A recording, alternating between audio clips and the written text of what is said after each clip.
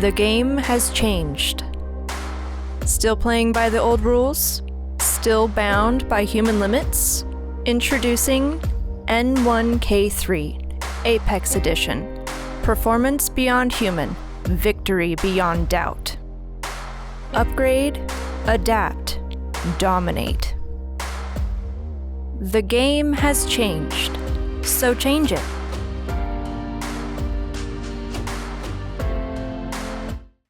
Hello, Fringers. The following podcast may not be suitable for all ages. Listener discretion is advised.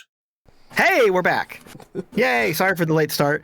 We had some technical difficulties, and I was rambling about inside baseball stuff behind the scenes, and time got away from me. But we're here. Hello, Fringers. Howdy, Rookwoods and Eevees. Welcome to Season 2, Episode 10 of Neon Trails and Identico Actual Play. I am your game runner, the Caleb G. Please be advised that Neon Trails contains mature themes and language and may not be suitable for all audiences. Listener discretion is advised. It has been a tough few weeks, but we're back here together, doing our best to find moments of peace and joy in an otherwise miserable dystopian hellscape. But hey, let's take a moment to appreciate and celebrate Cory fucking Booker. Wow! It is well past the point of desperate need for our elected officials to take action against fascism instead of simply speaking about it. But this monumental and record-breaking feat of stamina, passion, and patriotism needs to be the first of many, many, many more actions. And there are so many things that Senator Booker said that are just impressive and important, but the one that struck great chord with me is that fear is a necessary precondition to courage. So let's try to keep that in mind and say hello to our crew, who knows that artists use lies to tell the truth, while politicians use them to cover the truth up. First up, he's a musician of sorts and is on his way to give a very special performance. It's Mallo, playing Sam. Good evening, everyone. Next up, her powers of observation continue to serve her well. It's Wild, playing B. Hi! Also, real talk, I can be observant, but usually it's not when it matters. What's up, guys? I love your faces. And his home is the Shadow Gallery. It's Pete, playing Dog. You can't even see my paintings. It's so dark in here. I don't know. Next up, people should not be afraid of their governments. Governments should be afraid of their people. And one of those people is Lauren, playing Drall. Facts.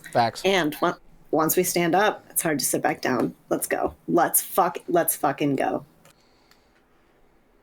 And who is but the form following the function of what? He is a man in a mask. It is Ethan, playing Mox. Verily, this vicious suave verbiage veers most verbose. But well, I know someone who could do that whole speech. I cannot. I toyed around for a minute, and then I said, nope. It's so good. It's so good. Let's get some housekeeping out of the way. Identico is live every other Tuesday on twitch.tv/Identico with episodes of Neon Trails at 6 p.m. Pacific, 9 p.m. Eastern. If you want to catch up on previous shows, episode archives, and other content is available on youtube.com/Identico. Please subscribe, like, and leave us a message, all in alliteration of your favorite letter. Follow us on your socials. Look for us at Identico or Humanoid Games at whatever social media platform you are using. While you're online, visit playidentico.com, where you can read the basic core rules for free, find modules like the Dark and the Divine, pick up books, stickers, and other merch to support the show. If you are live with us on Twitch right now, hi, hello, we love you, welcome. If you have any channel points, I promise we're doing rolling tonight. Lots of rolling is going to happen. Maybe you spend it on some rerolls for our players. Don't forget to check out our show sponsors, More Eggs Dice for your super slick dice resin needs, and our new show sponsor, Norse Foundry, for all your tabletop accessories, including their tray of holding that is super fun, and this brand new dice tray that just happens to be in Identico's colors. It is part of their Neon Punk Kickstarter coming April 8th. Norse Foundry is going cyberpunk with their latest dice creations. This has been one we've been talking with them for a while now, and we can't wait to get our hands on some of the sets inspired by The Fringe, The Verse, Night City, or whatever else you're running the net and fighting against corporate capitalist corrupt capitalists and oligarchs. I'm mixing up my words. It's going to be a great night. Check them out at norsefoundry.com. Mallo, I know you have more to share with us. I got so much to share. I want to thank, this week we have a brand new sponsor, as well as Norse Foundry. We have Hexwood Forge and their amazing gaming accessories. I happen to know that Ethan picked up a Tiny Tina flask from Emerald City Comic Con from them, and it was beautiful. I also want to highlight one of the things I've got here just off camera, but these risers that they sell, Identico is a very 3D kind of thing, and if you're playing with minis and stuff like that, you know, you can't just like hold forever the robot or the, you know, cybercar or, you know, hover bike or anything like that above in the air. These, you know, things allow you just to kind of like set it and forget it and let you have 3D combat, which is kind of what we always envisioned for the game. So absolutely love that. They also have this cool thing called a spell template. Is it going to show? Yes, it is. Cool.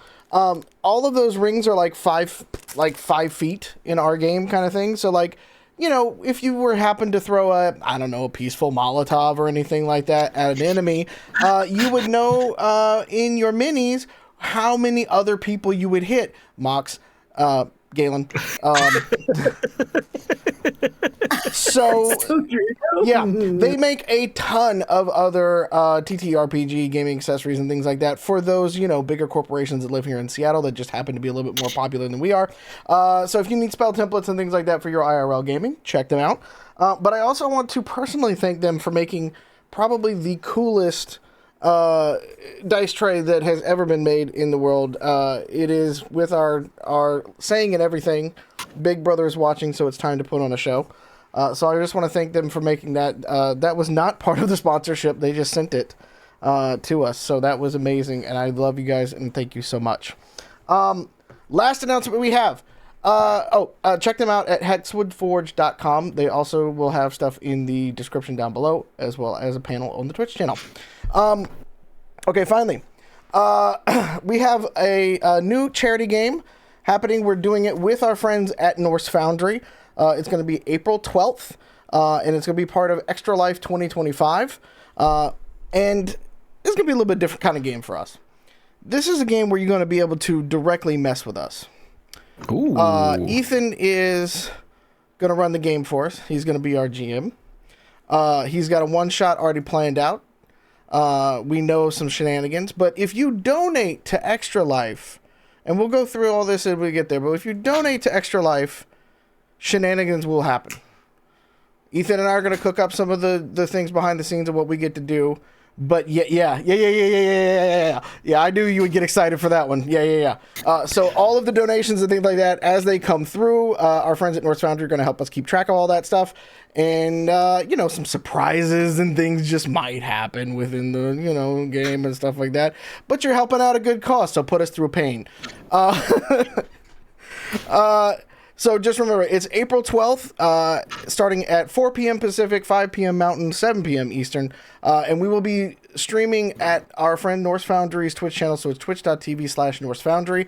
I'll put out a bunch of other stuff as we get closer and things like that on the net. And then, of course, we'll do a bunch of social media and things so you'll know where to find us, how to find us, and what you can do to cause us pain in the game. And that's all I got for you tonight. Cool. With all of that out of the way, let's start the show.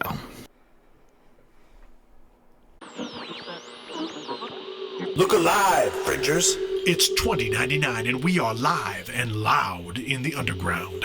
From the streets to the scar. Keep your chip hidden, your gun loaded, and never trade your soul for souls. Turn it up and let them know Big Brother is watching. Time to put on a show.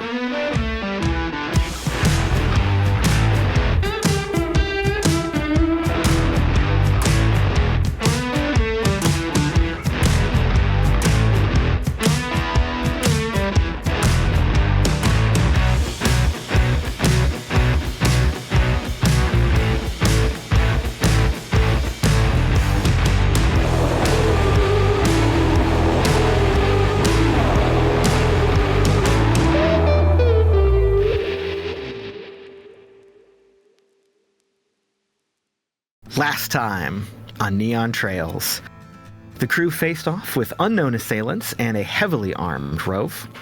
Mox chucked an EMP grenade while Sam jacked into her rove and started sprinting through the fringe. B kept some of the enemies pinned while Drall shot one of their arms off. Mox and Dog took some fire, so Dog tossed her grenade, and Mox took off one of the enemies' heads. Sam's rove arrived down the enemy rover with her railgun, then leapt down to get some intel via intimidation. As sirens began to wail in the distance, the crew escaped, bringing the scrapped rove with them. They quickly arrived at the Kingslayer, their original destination, and delivered Vince's shipment, a bunch of somewhat coffin-shaped boxes. Dog, Drall, and B entered the club, while Mox and Sam made their way to the fighter's entrance so Sam could register for the night's Rov fight. In the fighter prep area, Mox and Sam saw all the other Rovs and pilots getting prepared. Upstairs, Drall and B were overwhelmed with the corporate high-life opulence of the Kingslayer. Dog did his best to keep them calm and focused. When the night's sponsors were revealed, Drall recognized them as the Fixers from Vince's intel. We are going to pick up tonight back down in the fighter prep area with Sam and Mox. The two of you are milling around. There was a little green room area. There is kind of like the final prep area for all of the contestants' rovers. There's like a big bay for each one to kind of sit in. Think of like kind of like the Borg bays from Star Trek, like you're mounted in a little kind of standing cabinet thingy. Techs are running around. The pilots and their coaches are all chit-chatting, working on things, working on their equipment, discussing strategy, messing around with each other. There are a few of the Kingslayer staff milling around as well, doing final checks. They each have a couple little hover drones bouncing around with them. And over the loudspeaker, you hear an announcement. Pilots, 5 minutes to show start. Pilots, 5 minutes to show start. And what are the two of you doing? Sam will be sitting there kind of like going through last minute checks, things like that, kind of like just sort of shaking out the nervousness of everything, because it's been a while since she's fought. Especially with leaving Angel City and coming out to the wastes and things like that. And now she's suddenly back in a city, like less than 2 months after moving out of a big city kind of thing. And as she's kind of like going through everything and stuff like that, she just kind of like, she stops for a moment and she remembers, she like looks over to Mox, and she just kind of looks up inquisitively at him and just goes, "Have you ever coached a Drall fight before?" No, can't say that I have. But, this year has had a lot of firsts for me. So, have you ever been coached in a Rov fight before? You know what? That also reminds me, is it Rov or Rove? I've heard it pronounced both. It depends on where you come from. I'm from elsewhere, obviously, so we just, they make fun of me back home.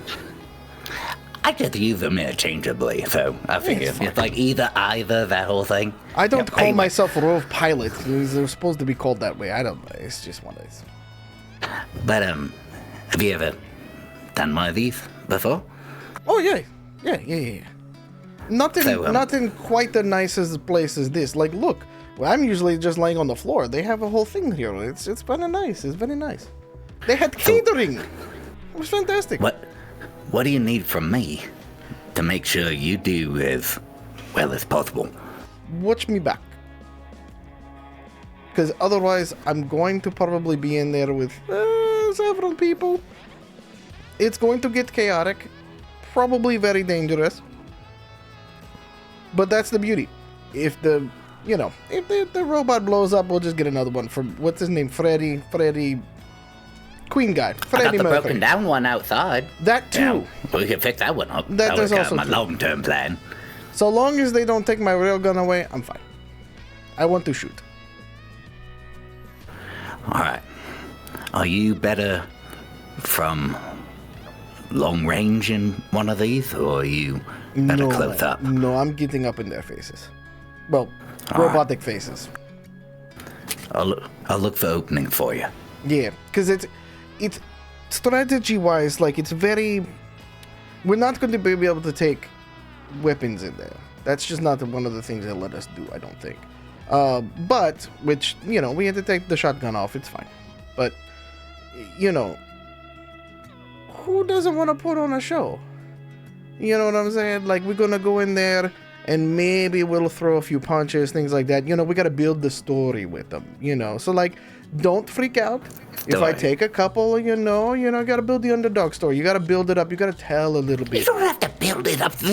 We're not trying to build a franchise here, Sam. It's a lot of money. I'm just saying. You don't want to have a the money squash is there match. when we're... Don't take unnecessary risks. I'll do You my have a best. son. It's a robot. I'm gonna be You fine. don't I'm think that standing people right- die in these things? No. Well, if they have very, very poor constitution, they could fry their brain. Yes, but you know that's never happened. It's fine. It's fine. All right. So as you wrap up that conversation, there is next to the bay where all of the rovers are mounted right now. There is kind of a little captain's chair, a little situation observation station for the coaches. There's a nice, well, not nice chair, but there's a chair. It's definitely been duct taped together a couple times. And you've got a council of screens you can look at, and you realize very quickly that they are keyed into a variety of drones and static cameras all throughout the arena. They're all offline right now, but you can easily click between all of them and get a sense of, okay, this is going to be my view while the fight is happening. And then there is, like I said last time, a lightly padded slab couch type thing that the pilots can crash out on during the fight. So the two of you are getting settled. Let's cut back upstairs real quick. We last left Dog, Drall, and Bee exploring the Kingslayer. You just saw all the spotlights cut over to the sponsors for the night, introduced as Frederic Le Bon and the Jackal.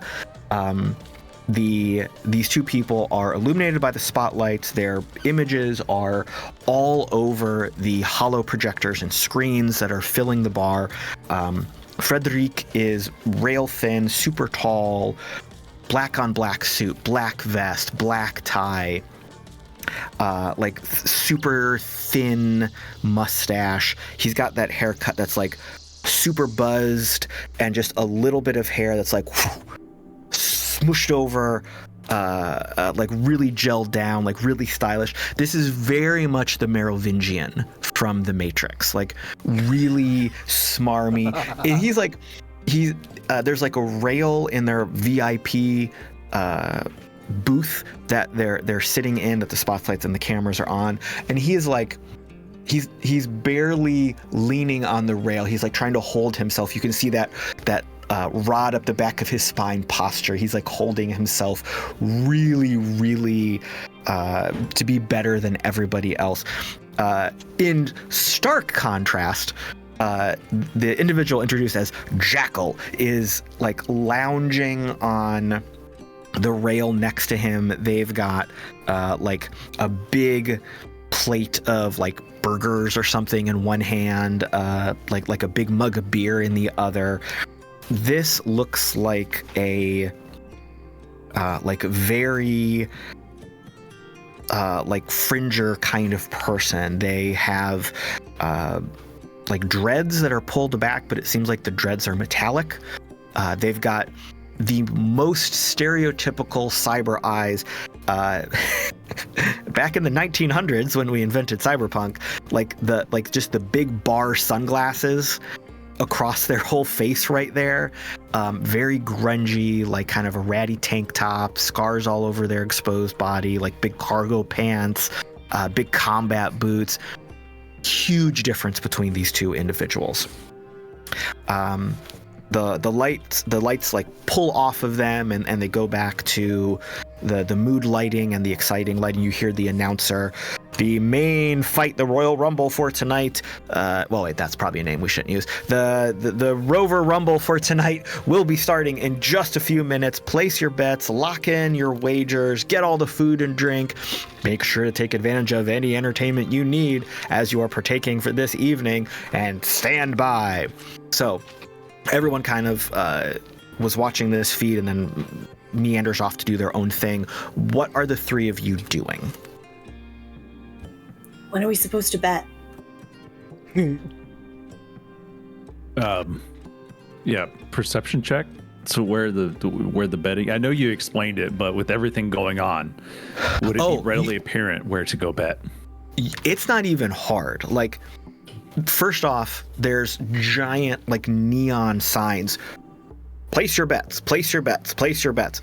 There are little drones flying around with like LED displays. We'll take your bets right here, and all you have to do is like scan your glow and it pops up right there for you to do whatever you want. You see all the odds. You see that there's like the main ticket for all the fighters, just kind of a straight out who is the favorite, who is the underdog. But then there's a whole nother just laundry list of side bets if you really want to get crazy. Like anything you want. I say 2 limbs will be ripped off in less than 2 minutes, or 3 rovers will be decapitated by the end of the first round. Like 2 people are going to get exploded in a car. I think the odds of someone picking up a dumpster and hitting someone over the head with it, like just the crazy shit that you can just throw souls on for anything you want. DraftKings 2099. Oh, yeah. Yeah. Same day parlay. Did you happen to spend time this week making a bookie sheet? I'm gonna need to take a look at that. You know, funny you should ask that. I am going to copy paste something into our show chat in just a minute, but not quite yet because I want to do another thing first. But it is coming for you. Oh my God, you're the best. So suffice it to say, you are going to be Dog is going to be perusing the betting options. Yes. Yeah. I mean, right. I'm gonna teach. Did Drall and Eve, or not Eve, but B know how to place bets? Different show. Yeah, different show. Different Chaos Gremlins. Sure. Never had enough money to or luxury to be able to do that. So absolutely not. That's money neither of us have, or places to go to bet. Okay, y'all know what betting is, right? Yes. Roughly. That's what happens when you say, like, all right, bet, right? And then the thing happens. More or less. Yeah. But it's in response to someone saying stuff, right? So, like, yeah. I bet you that I could eat the next food item presented to me. Oh, so it's like a double dog dare. A little drone right? butler flies by with like some crudité and egg rolls and. Ooh, these free crackers. Robot. We just get these. Can you talk, robot? You see a little affirmative light. Oh yeah. Oh yeah. Handful of egg rolls like a hot dog bouquet. Oh yeah. Okay, Dog's gonna clarify. So y'all know what a bet is. Hey, I bet you 100 souls that this will happen. Now, what if you bet 100 souls? And somebody's like, that ain't gonna happen. You know what? You give me 100 souls, and if it doesn't happen, I keep them. But if it does happen, I'm gonna give you 1,000 souls. That's what that first number is. I give you 10 to 1. Oh. Yeah. It gets crazy. So confused. I'm ready. All right. So the three of you can discuss some betting strategies. we are going to follow the audience view here. Remember, the main arena in the Kingslayer is actually sunk many stories into the ground. The 3 stories warehouse that you're in is all above ground. That's all the seating, all the food, all the entertainment as you are looking down. And of course, there are cameras everywhere on the holo projectors. You can just pull it up on your glow. Prior to this, we were watching a kind of actual fighter brawlers duking it out, and it was like a wrestling ring kind of setup. Everything has gotten all the lights went out. You heard some motion and commotion down there. You hear the announcer, "All right, ladies and gentlemen, the main event, the one you've all been waiting for, is about to start." The lights come up. You see that the arena has been reset and rebuilt into an urban combat situation. So we see multiple span of city blocks, buildings that have been half demolished, cars, city buses, downed helicopters, dumpsters, tanker trucks, buses, just like a war zone has erupted down below. Oh, it's like Detroit. The announcer continues, "It is time for the main event, the one you've all been waiting for, the Rover Rumble." The crowd starts cheering. Even this refined group of corporate people, they're all in it for the blood sport. They're all cheering. They're all ready to go. "We are going to kick things off tonight. Introducing your number 1 contender, the crowd favorite, on the road to the championship with a fantastic rating of 15-7. You know him, you love him. Great Red." And the down in the arena, Mox, you probably see this. One of the rovers like shoots up in like a big elevator kind of thing. Up in the arena, a hollow projection of like a tidal wave takes over the arena momentarily, and this rover like pops up, and he's standing on a platform, and the platform is moving like it's surfing on this tidal wave. This rover is like a big brawler, and he's got a big giant shark head mechanic built on top of its shoulders. The whole thing is like painted red, like with blood, and he surfs for a little bit and then jumps off and lands in like the superhero pose and makes a big chomp chomp chomp kind of thing.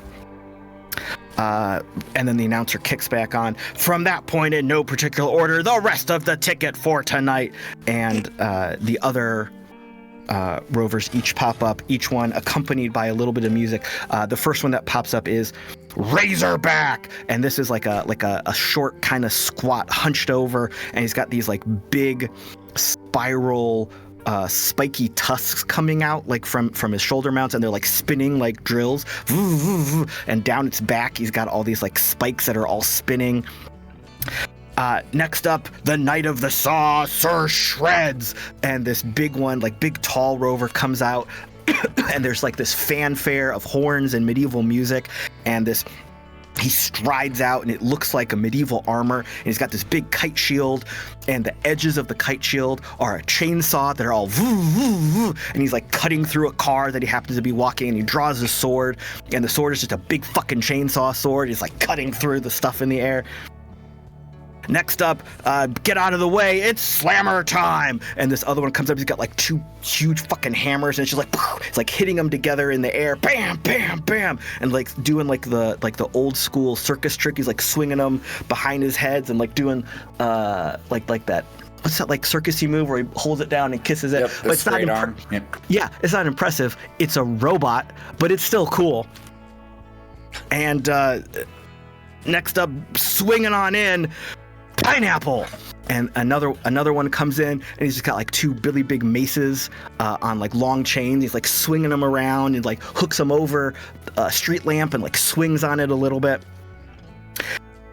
Next up, you might not see him coming, but he's coming for you. Control X. And like the whole stage goes dark real quick, and there's like ninja smoke, and then suddenly this like all jet black rover appears. He's got like a holographic scarf, in non-existent wind. The head is just a holographic display of different emojis. And he goes whooshing, and draws this like 12-foot long katana. It's just impressive as shit. Next up, she'll love you and then she'll kill you. It's Scorpina. And this other one comes up and she's got like a very like mandibles and chomper bug thingies, and like her armor looks like very much like a scarapace, and she's got these two like shoulder mounts that like are kind of like scorpion tails to jab forward. The next one comes in, introduced as Smash Armstrong, and this is like a big one, and its forearms are like super engorged, super long, really big out of the way, and he like picks up cars and just like punching through the cars.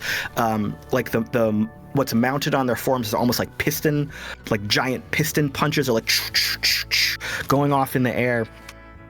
And each one of these, as they're entering, has their own theme music. Lights are going off, smoke, everything, like fireworks are going off. Next up, it's Gladiator Rex. And this one comes up, it's kind of painted like an old school gladiator. The head looks like that really big, weird gladiator helmet with like the thing in the middle, and the face mask that's kind of like with holes all over it, and like the big fins on the side. This one is carrying like a really long spear, like a trident, but it's electrified, and there's a net over one of the other arms, and he's like stabbing stuff and poking at shit. Next up, the Titanium Chef. It is Creme Brutale, and this other one walks in and it has like a chef's, like a big giant chef's jacket, and it whisks it off, and it shows its hands, and it's got plasma jets coming out of his hands, like 3 foot long. Melting a car. It's like very stylizing in fancy cursive, Creme Brutale, like he signed his name on a building that he happens to be standing by. Damn it, Caleb. And then the spotlight comes over, and your wild card for tonight, Santa Muerte. And Sam's Rover is standing there. Still in a robe. Yeah, so what happens? Very what's menacing. her intro look like? Very. Mm-hmm. It's like she just kind of like walks in the full robe, and the robe is covering the head and everything like that, and it's just like slow walking to the ring and things like that, and just kind of like eventually like just lifts the robe off and just puts a wand to the sky, and then pulls behind it, and since everybody else is getting weapons, fuck that, we're getting the scythe out. So a hush falls over the crowd. This is a wild card entry. No one knows who you are. It's very unassuming right now. No one knows what's going on. But we have this great introduction, and then the announcer goes, and with that done, this is 3, 2, 1, brawl! And the lights go crazy. All of the fighters just scatter at that point. Like everyone jumps off their platform and starts moving and running. As all of that is happening, let's cut back upstairs real quick. Dog, Drall, B. So we've had this massive introduction, lights, shows, fireworks, drones are flying around. It's absolutely crazy. You've got everyone is talking to each other. Bets are being placed. Everyone's figuring out what they're going to do.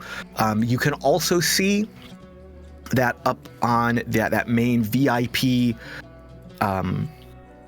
booth, their special little place that they're sitting. Frederick has like moved over to like a long chaise lounge and is stretched out, like holding like a whiskey snifter or something, like in that real fancy smarmy way of holding it. And the jackal is now like leaning over, chomping on a burger, like both arms crossed on the rail, like watching what's going on. Can I just say that I absolutely stand the feral jackal? Yes. I'm here for this gremlin energy. as the crowd is cheering, B is clearly lost in all of the crowd energy, and it's just like, yeah! And there's crudité and drinks flying everywhere, and they're jumping up and down and like shaking people that are next to them super excitedly. And then they look back over at Drall and Dog and go, okay, what do we do now? How do we place bets? There's a hammer guy down there. Did you see those things? Oh, wow. Ham. As you're talking, an explosion rocks the arena. Big fireballs going off. Two of the rovers have started clashing, and the announcer is just like constantly background noise of this is blah, blah, blah. Like as you're talking, everything is happening right now. Oh, all right, we got a bet. Who's going right now? Or is it like for the whole pot? Like everybody? What? I think they all fight. Yeah, it's a battle royale. Damn, this is crazy stuff. Yeah. All right, y'all want to pool money? Y'all want to each make your own bets? That's fine with me. I know what I'm gonna do. I would definitely prefer to pool them if you think that you're a significantly more successful gambler than I would be on my very first time, never having done this ever before. You want? I tell you what. Here, you want to watch what I do? Yeah. So you can get a feel for it. Oh, you gonna teach me? Yeah. All right. Okay. All right. Yeah, Dog, totally. Let's go. It's gonna be all cool and be like, robot. What's my odds on the underdog getting 2 decapitations and winning? The the drone asks you to qualify who you mean by the underdog. Santi Muerti. And then this is how you be fancy. And he's looking at B and Drall going, got snap. That's how fancy people do. So the odds pull up for Santa Muerte. She is currently at a plus 1,000 or a 10-to-1 odds just to completely win outright. There is also currently a 10-to-1 odds for her to achieve a double decapitation, as you asked. Every time you put a little inquiry in, you hear a little calculating odds, and then it pops up for you to look at on a little display. Now, okay. Now, robot. What if I combine those two? What if I want her to win and that? Can I make that in one bet? Siri. Ellipse. Each betting entry is separate. You may place a bet to win. You may place a side bet for different events to occur. You may place a bet for any of the combatants based on what standing you think they will achieve during the fight. Example, so-and-so will come in first, so-and-so will come in second. And then any side bets you like to place may be placed as well. The robot says that in a much more eloquent way than I can ever do here. Pushes his glasses up a little bit. Did you say the double decapitation was 10-to-1 as well? Yes. Okay. All right, robot. Watch this. Okay, so we got to place them separately. You can't. Okay. Robot, I want to place... and Dog will lean in. 10,000 souls on Santi Muerti to win. So, here's a question for Dog. What kind of chip does Dog have? None. I feel like this has come up before. Dog has no chip. Oh God, what have I done? You ask to place the bet. The drone calculates for a second, and then asks you to scan your chip. Dog will take a handful of chips from the person walking by, the curator, what are they called? Cuisiner. Yeah, the cuisiner walking by, and we'll try to scan it. The drone pauses and repeats the inquiry. please scan the chip embedded in your arm. Oh, okay, hold on. Let me get it out. Beep, boop, boop, boop, waiting. And then dog will turn around to Drall and be like, do y'all have a chip? Can y'all scan? Can y'all scan it for me? I don't have one. Leans forward. I found it. If after a second while the two of you are talking, another little line pops up.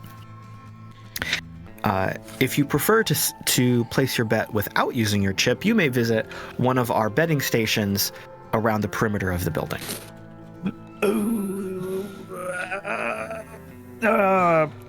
Robot, why is that? Standard procedure. That don't tell me much. That's like saying error. Okay. All right, you guys get it. You want to place your bets? Should we split off? You want me to go place mine? Or y'all come with me? Do it in person. We can stick together. That's fine. I don't have a chip. Oh, shh. All right. So while you head off to do that, I would like to get some information from each of you first, though. Can I get your passive perception? So this is going to be a 10 plus the modifier that you would normally add to a perception check. Dog has a 15.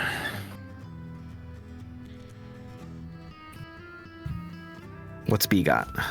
Yeah, I mean, you remember when you called me observant earlier? I'm not that. I have a 12. Okay. What about Drall? 12. Also 12. All right. Okay, but they're not negatives. That's not bad. Yeah. That's fighting chance. All right. Worry. That's why we're There's role-playing worry. as observant people. Okay. So you are going to walk off and figure out what you're going to do. Let's cut back to the fight here. Mallo. The battle is raging thick and heavy, fast and furious. What are you doing? What is Santa Muerte doing? She is circling around the outside of the arena a little bit. You know how wrestlers tend to do that thing where they kind of like sidestep around the ring for a second right before they collar and elbow tie up? That's a little bit of what she's doing. Just to kind of get a sense of like what the hell's happening inside of there. Because like, she didn't tell Mox this, but she's never been in a rumble before. She's done one-on-one fights. So, you know, 10 other people, right? There's 11 of us total, right? Like, 12 total. 12 total. Okay, 11 other people. All right, this is a little bit of a lot. Like, let's be real about that. So she's kind of like trying to be opportunistic at this point. And after a minute or so of just kind of like doing this and watching the fighting happen and stuff like that, she does that thing where like the camera kind of like looks at the ground and then sort of like pans up slowly, and then you just see her sort of like grab with one hand and then like, but it's like the anime sheen as it comes off kind of thing. Of course. And then whoever is in front of her is gonna have a bad day because we're just gonna run up and scythe it.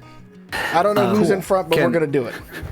Can I say that right as the cape gets ripped off and it's this beautifully cinematic moment, we just hear Mox. Sam, this is Mox. Can you hear me? Sam, can you... Mic check. Sam. We probably should have done that beforehand, but yes, I can hear you. Would have been helpful, yes. This is going great. Right. So, Sam, as Santa Muerte is walking around the fight, you are seeing very quick, rapid exchanges at this point. Like, no one is just sitting squaring down in a one-on-one fisticuffs. Everyone is, like, bouncing around, interacting with each other, quick fight, quick engagement, move. Everyone is, like, sizing each other up, quick fights, trying to get some damage in on each other, moving on. You see Sir Shreds like blocking a hit and then trying to jab their chainsaw sword underneath that. You see Razorback running, charging at Phantom Striker, trying to like grapple them and gore them with his spinning drill horns. You see Pineapple is like trying to use the twin spinning maces to like create a shield around them almost. You also notice as all of this is going on, there's like random weapon fire and missile fire from some of the buildings. Like there's tracer fire. You hear the explosion of a missile. We're going full Godzilla. I got it. Okay, who's the closest to Sam at the moment? So as soon as Sam does the cape throw with like the pause screen and the ching across, you see that you are right in front of Gladiator Rex, the big gladiator with the electrified trident and net, and he is trying to like capture or tangle up Prem Brutal. Okay. So there's a little bit of an exchange right there. So she's gonna come in, and she's going to run up to them, and I'm gonna do my best to describe this. So, in a whirling dervish sort of kind of way, okay, we're gonna sweep the legs, Johnny, with the scythe. We're gonna hook Gladiator on the inside of the leg with the scythe, and try to take them off balance. While at the same time, we're gonna throw a kind of scorpion kick to the chef behind us, and try to just kind of make a little headway in between those. Absolutely, yeah. Okay, so give me a melee attack roll. Okay. With the scythe is a 3-1. Okay. Oh, that's a bad day for them. Maybe. 21, 20, and a 10. Oh my god. Okay. Like the Miz, Santa Muerte came to play. All right. So, give me your damage rolls. Let's do that. We'll do the other one. So that is 19 to the body. Okay. With the scythe. Okay.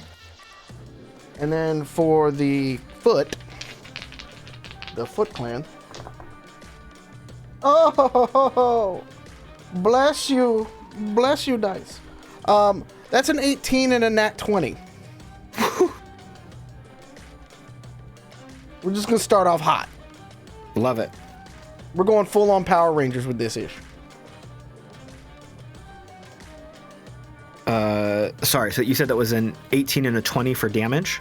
No, 18 and a nat 20 on the hit with the kick. Oh, to hit. Absolutely. Yeah. Sorry. Okay, yeah, so give me damage rolls for that as well. Double check the strength going on here. Strength. Okay, that's cool.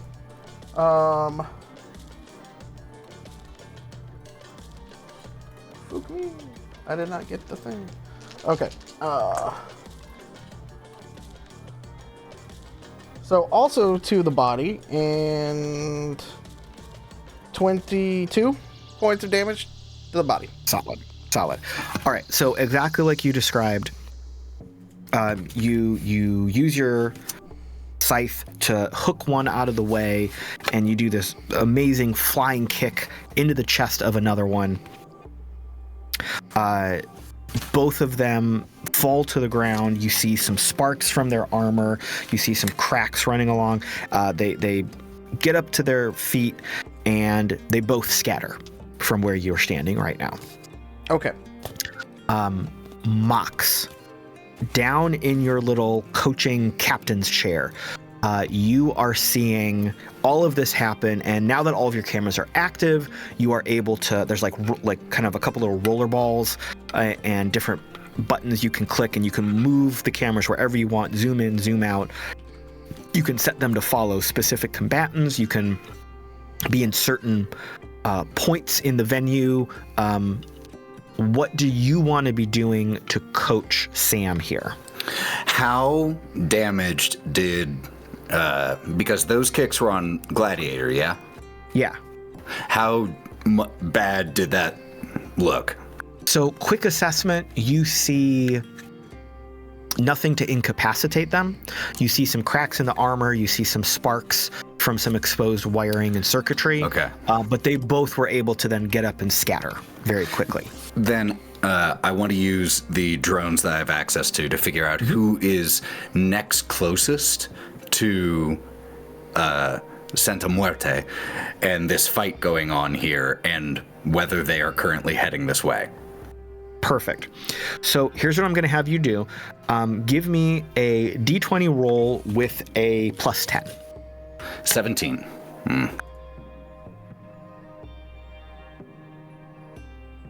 Cool.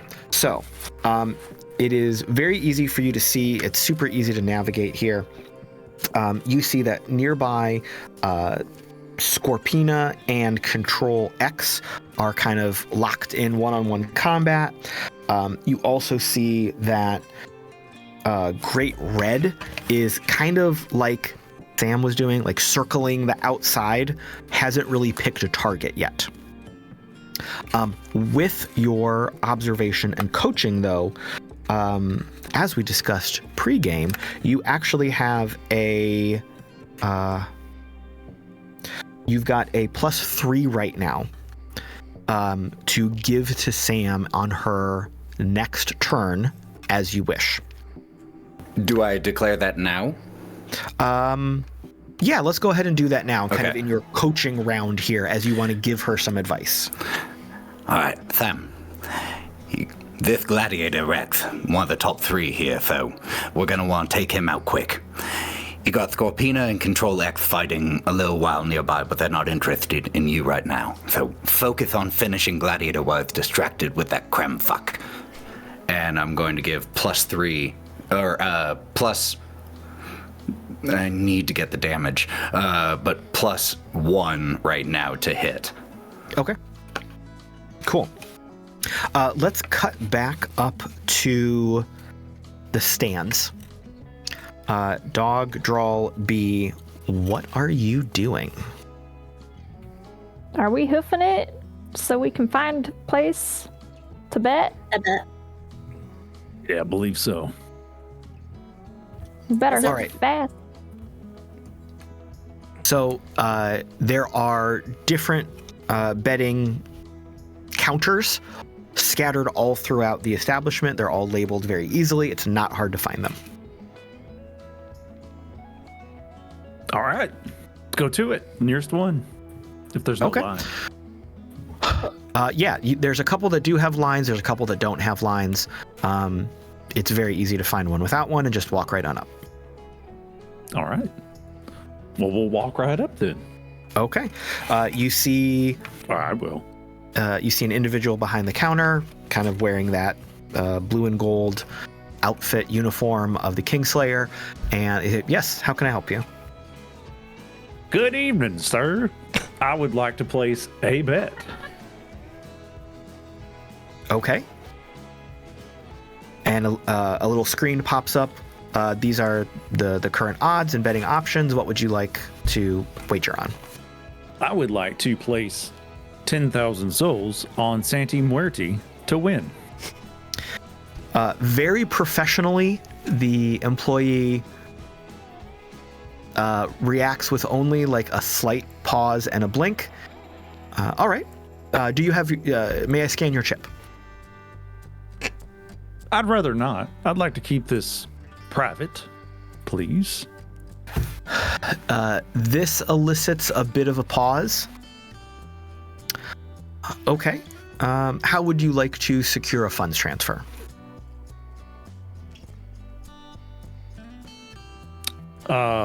Western Union.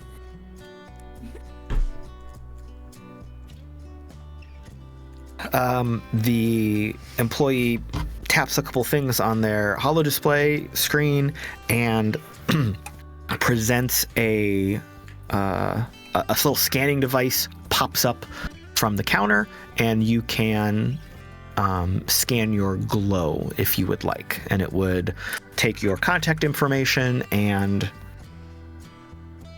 kind of validate funds for your bet. Sounds good. Dog's gonna make a little. How did people? I'm a little new at this. Sorry, a few too many drinks. Bluff. How do people normally do this if they don't want to do it with a chip? I mean, I don't want nobody coming after me in case she wins. Look at her. She's cool, man. The employee kind of looks you up and down, and under this scrutiny, you are reminded again that the three of you are really standing out compared to the other guests. Everyone is dressed to the nines, very fancy, very corporate, very elite. You don't see anybody else looking like you. Not that any of you look bad, but there is a very obvious, stark difference between those of you coming from the wastes and the fringe to these people who are living like they are in a metroplex here at this establishment. I'll have you know, my boots are nice, and my kimono is sashed up with the belt and tucked in, and my hair is back. The employee kind of pauses. Using a chip is standard across the board. Oh my goodness. It's okay. Take a drink. You got a long work day. Go ahead. They knock something off their desk very clumsily, accidentally not paying attention to what was going on. It's okay. We're just people. Yeah, chips are standard for everything. Typically, not using one is very unsecure and suspicious. Suspicious. Well, I mean, I can take my money elsewhere if you prefer. I just, what if I gave you, say, can I give you a tip? Tipping is encouraged, yes. Thank you, sir. Here's a tip. Don't ask no questions and somebody's about to give you 10,000 souls. And for you to go with that is, here's a doop. I'll give him 1,000 souls. You're very kind, sir. Thank you very much. Please pay attention to the video monitors, and your glow will be updated as the fight continues. Fantastic. I'd like to make another bet. Go right ahead. Could I put down 5,000 souls on a double decapitation? Of course.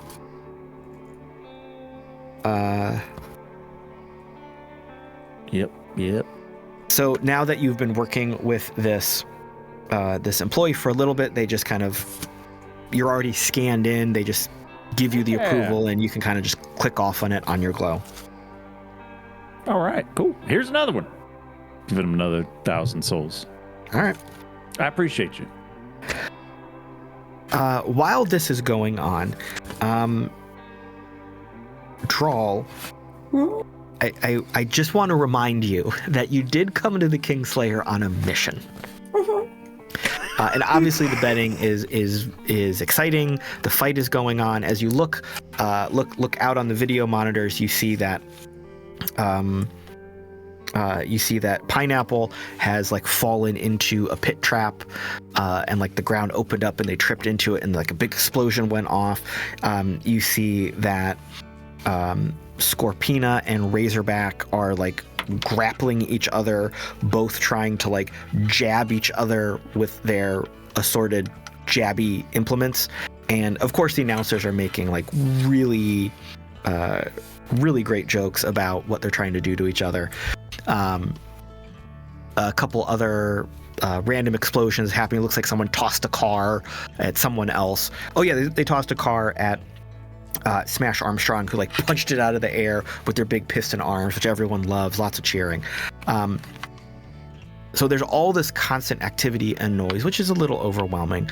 But you do have this job of trying to get some intel from these fixers that are up there in the VIP lounge. What are you thinking here?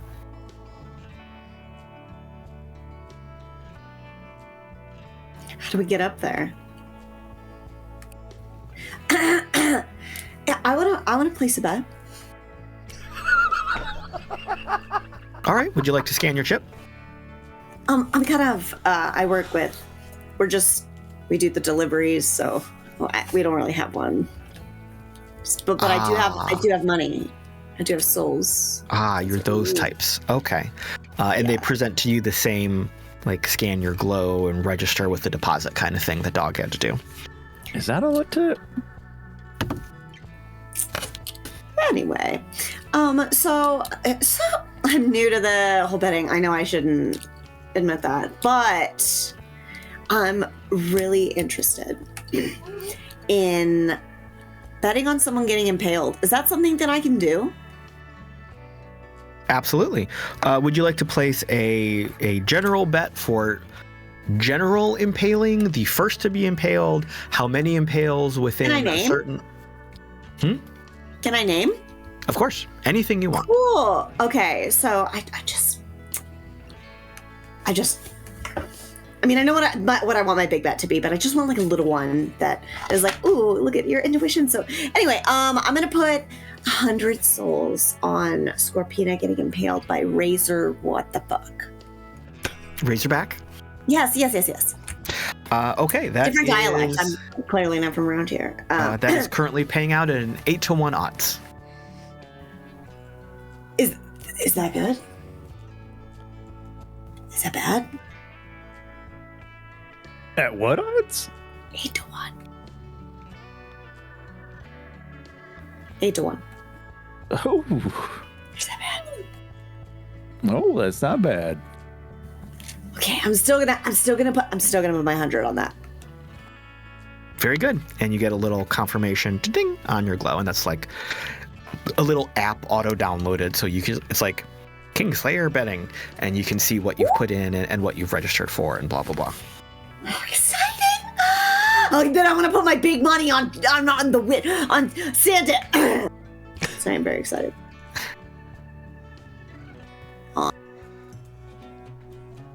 Santa Muerte. And how much are we putting down on this? I think I'm just gonna do 3,000. Very good.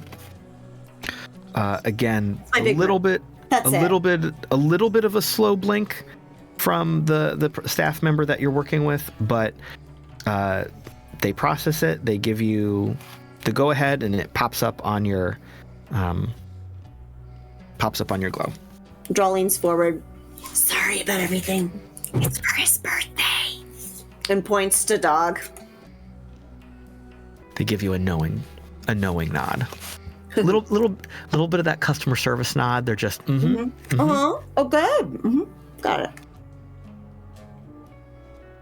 All right. Let's cut back to the fight. Sam, what are you doing right now? Well, Coach said to go after Gladiator. So I think we gotta go after Gladiator. But they ran away, right? They did.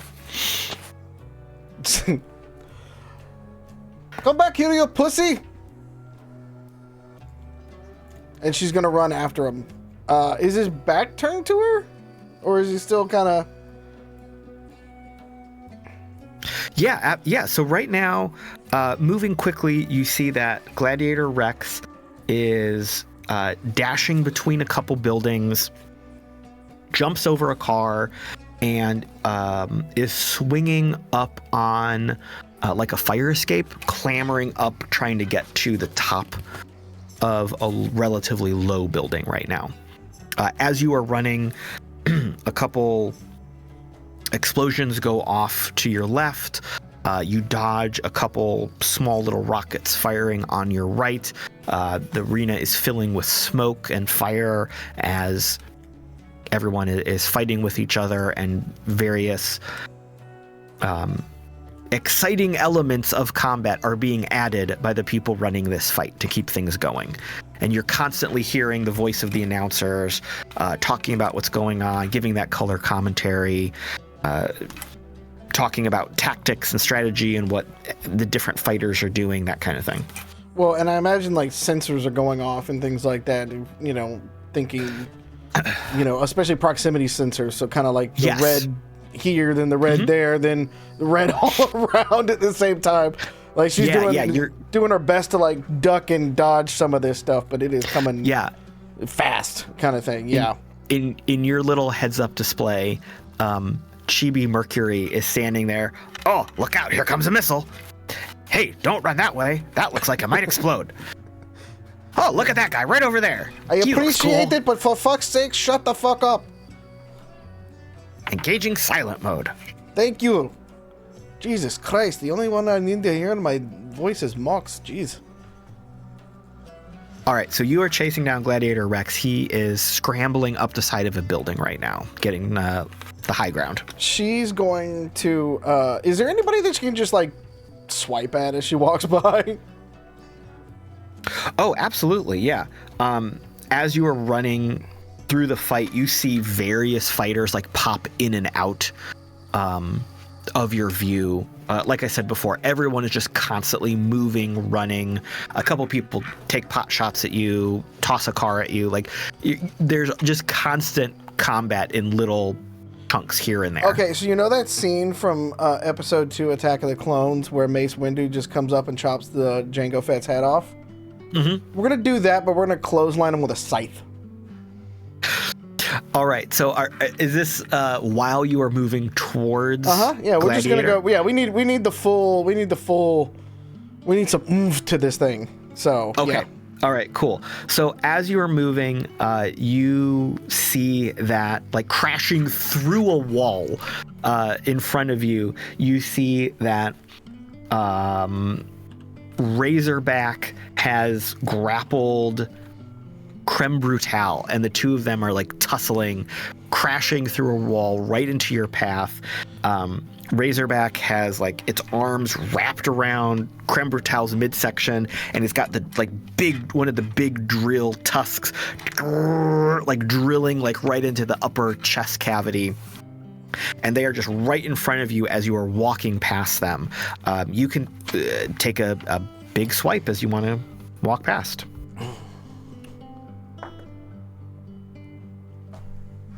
Want to guess what I got? I would love to hear it. I didn't even need Mox's help on that particular one. Okay. Morag's dice is blessing us during this fight. Love it. With Mox's help, that's a 21. Without Mox's help, that's nat 20. Nice. Very good. Okay, so it'd which be like of the that two... tonight. It's also a called shot to the head, obviously, because I'm trying to decapitate here. Yeah. Which of the two of them did you want to try to target as you were dashing past? Which one's on the left? Because that's the one I'm just going to keep going. Okay. Because I already hit the chef one, so we're just going to spread the damage around. Yeah. I'm gonna say you had a cleaner shot on Razorback because he was kind of on top, pinning the chef down. Okay, so that is 6, 12, 18 damage to the head. Perfect. Two things happen here. So as you are running past this rumble, you have this perfectly clean, like samurai sword whooshing, kind of attack.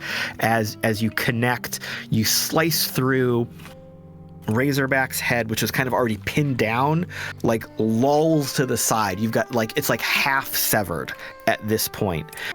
And then Creme Brutal takes advantage of that, drives both of their palm plasma jets into this gaping wound and just ignites Razorback from the inside out. Razorback like rears away, his entire chest cavity is on fire, very General Grievous, and kind of flails for a minute and then falls backwards. She's gonna skid to a stop for a second, turn around, whip the sheath around again, and just kind of point at the chef and be like, "You're next," and then she's gonna keep running. You see you hear the announcers, which is kind of like a feed piped in to your heads up display. Like you hear the announcers going absolutely batshit crazy that the wild card new entry has taken out Razorback. The crowd goes wild. Creme Brutale is like crab walking, like crab scrambling backwards and runs away from you. Up in the stands, all of the screens are like zooming in, slow-mo, instant replay of Santa Muerte's a strike, and then the kill shot and the igniting of Razorback from the inside. Talk to me, boss. What are we doing? I'm going after Gladiator, but he's up there. Talk to me. What do you see? What do you see? What do you see?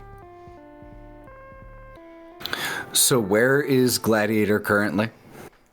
Currently, Gladiator Rex is on top of a building, and you can see that they are tracking some of the other combatants. It looks like, from your best guess, they're looking to either pounce down on them or catch them with their drop the net. Yeah.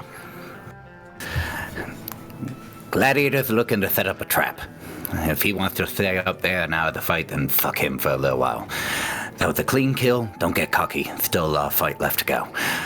So, who, like panning, looking around, is there a nearby fight happening between two Rovs? So you can see, like, at this point in the fight, since it's been going on for a few minutes, it is starting to settle down a little bit. Currently, you see that Great Red has engaged with both Sir Shreds and Slammer Time. It's like all three of them are battling it out right now. Great Red is trying to like chomp on the hammers from Slammer Time, while Sir Shreds is like trying to chainsaw both of them. You see that Scorpina is trying to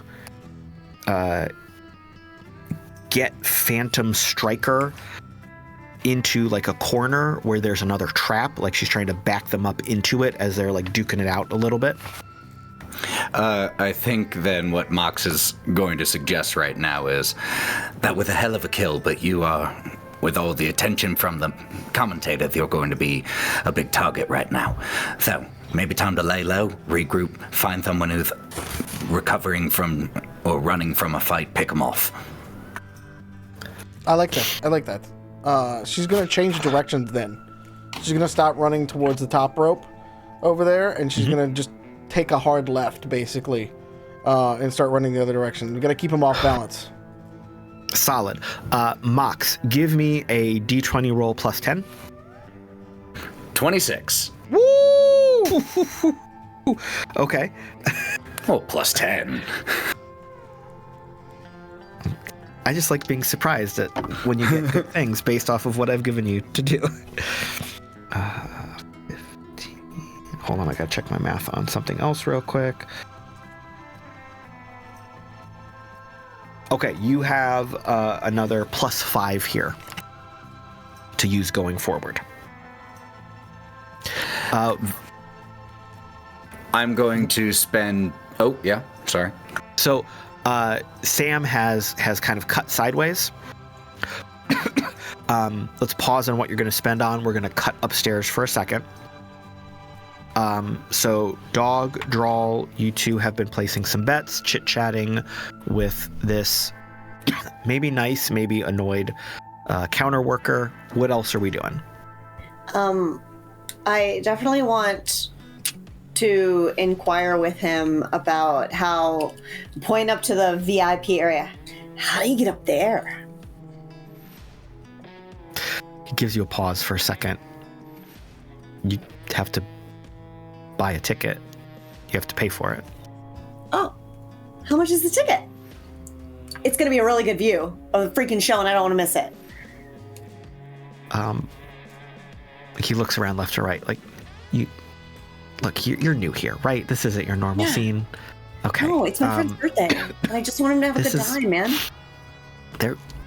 Those seats were bought and paid for like months ago. That's the sponsor. That's their viewing spot. They did everything. they put everything together tonight. You can't just buy a seat up there. Oh, well, that's what you just... I was very conflicted with the information they were giving me. It sounded like I could. I get it now. It's kind of like the people who did the thing. It's the VIP. It's the family table. I understand now. So I wasn't wrong in saying it'd be a great view.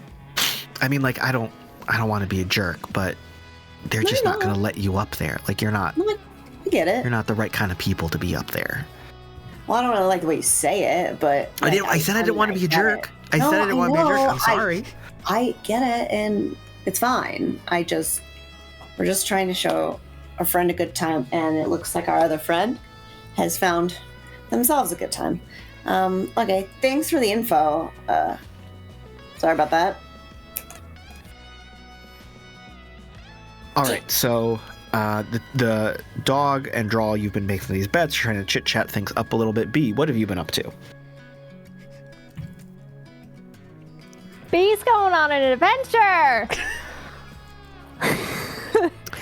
Okay. Okay. Where are you going? Well,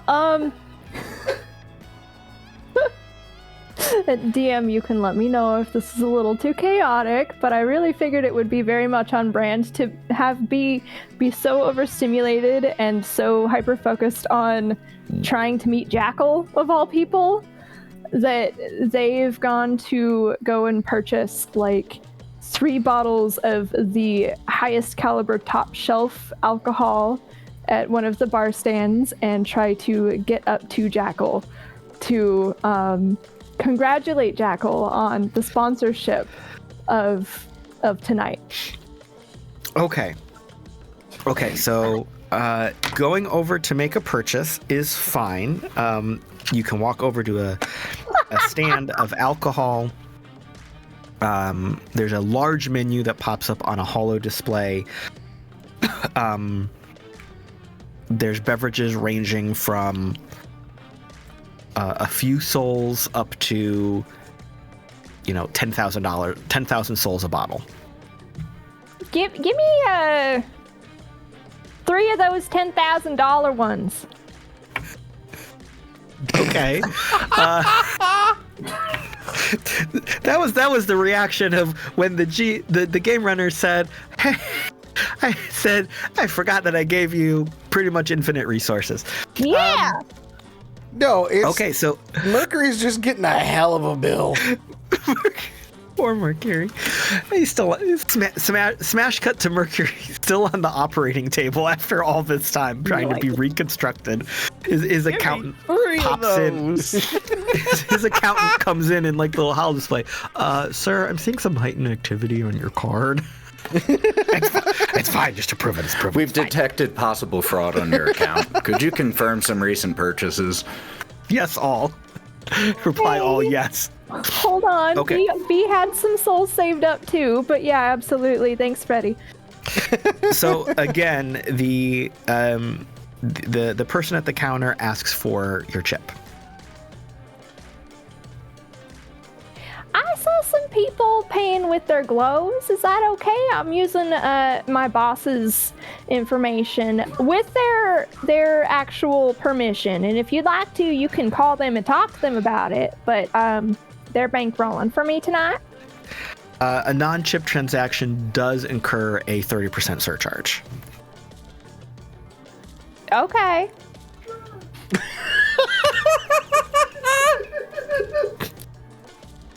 All right, so they let you scan the glow. It takes a minute, but it confirms the purchase. And a second later, a little hover drone with like a serving tray on top of it comes up from behind the counter, and there are 3 bottles on top of it. These are incredibly small bottles. Think almost like a very large perfume bottle. It is made out of like a perfectly clear crystal. It's cut in like this very geometric fractal design. You see as the light catches it, there seems to be that kind of really interesting, unique fractal shattered pattern etched into the glass, like within it. So like as you look through the bottle, like layer upon layer, it kind of stacks. The pattern shifts a little bit depending on how you're looking through it. And each bottle is filled with, it almost looks like nothing, but it is a perfectly clear liquid. Like when the drone is like rotating a little bit, you see it shift, you see the liquid move a little bit. Otherwise, it almost looks perfectly clear. And then the stoppers are these like very ornate, very fine blown glass, incredibly thin, almost like spindly, almost like a sugar filament. Again, just like a very complicated design, as opposed to the very angular, geometric, fractal patterns of the bottles. It's very swirling and curved and soft lines, like turning in on itself over and over and over. And the drone comes across the counter and just hovers right at your shoulder. Hey, is it okay if I use the drone to take these with me? I need to travel them a little bit, and I don't want my friends to think that I've tampered with the bottles. That is part of the purchase price. Oh, fantastic! You're saying all the words I like. Thank you. Have a good night.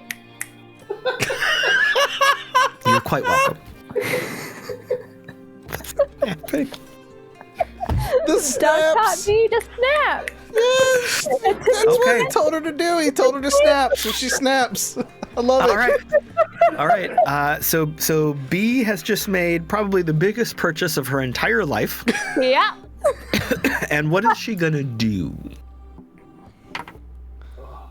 B's gonna walk into the bathroom with the drone, try to fix their face in the mirror, like licking their fingers and like fixing their eyebrows and like zhuzhing up their hair a little bit, cleaning off the dirt and the schmutz.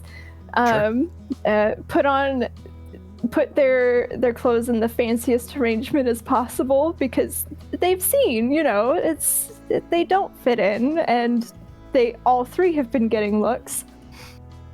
And then B's gonna curtsy in the mirror to themselves, do the double finger gun, and then walk out with the drone to try to find the way up to the VIP. Bye. To the VIP lounge. All right. So, Legend. as B is heading off, part of the establishment of the Kingslayer is that basically as soon as you entered the facility, a map of the facility was provided on your glow. It kind of like auto download as you walk into the proximity. A little app pops up and you can look for anywhere you want to go. If you remember back to being in the DJ facility where the floors lit up with your destination, it's just like that, but it's on the glow itself. So a little map is right there, and if you can like zoom in, zoom out. Everything is labeled, so you can look for where you want to go, and it just tells you where to go. So it's not hard to find your destination.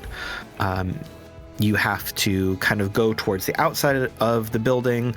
There's elevators, there's sets of stairs. You can make your way up to the third floor.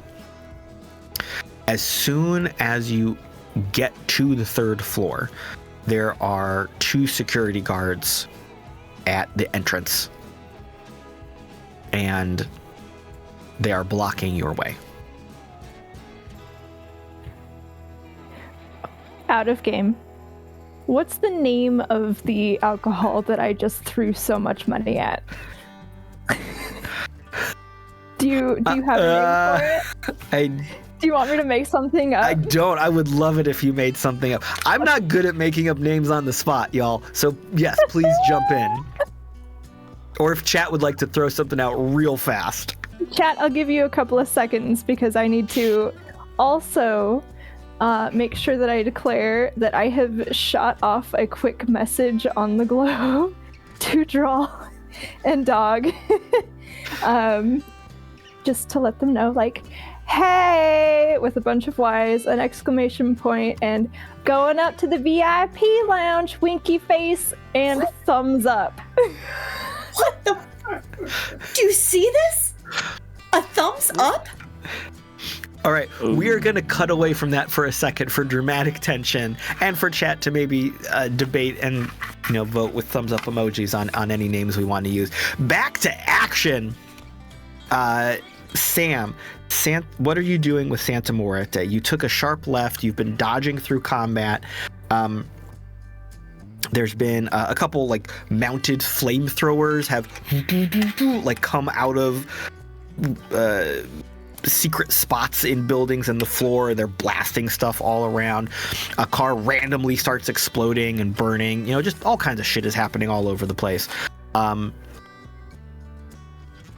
We'll back up a quick second. Mox, what strategy did you want to give Sam? And then we'll carry right into Sam what you're doing.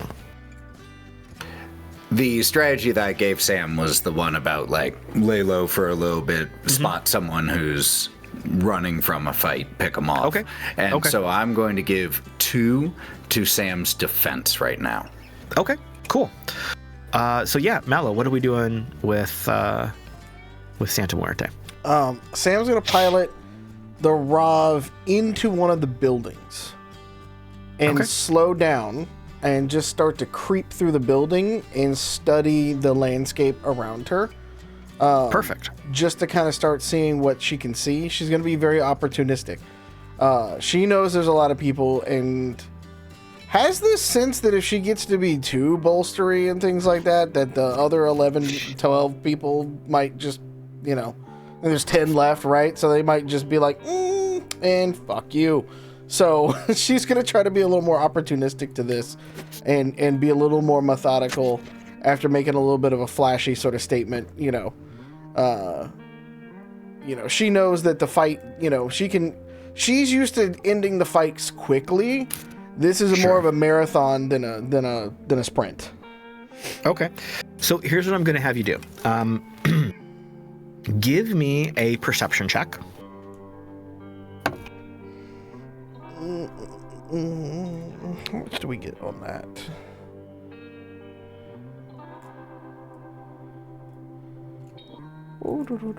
Okay, we got a 3. That's a 7. That's a 7. All right. So all things in balance. Exactly.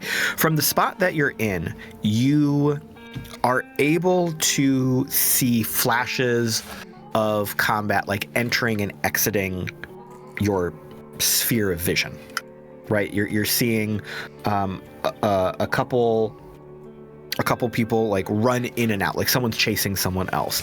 You see someone throwing a car across where you're hiding from to hit somebody else.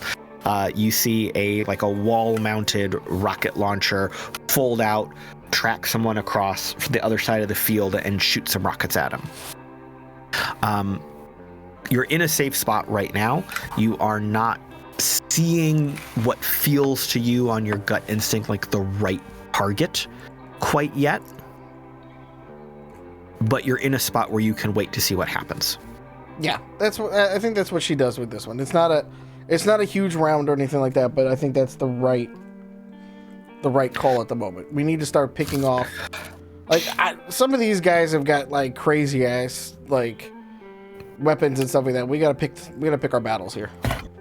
And as you are in there watching and observing, you can kind of tune back into the announcer feed, and you can hear the ongoing commentary about like who's taken out who's done what damage. You hear that a couple have lost various limbs or taken some heavy shots to the head. No one else has been taken out yet, but everyone is heavily damaged at this point. Okay. And you hear the announcers talking about like, oh, I can't believe so-and-so is going on with that much body damage. I haven't seen them trailing that many sparks since last year's fight. You know, they're just like building up the excitement as things are going. Let's cut back upstairs. Let's cut back to B, because I think this is very exciting right now. So what are we doing, B? What's up?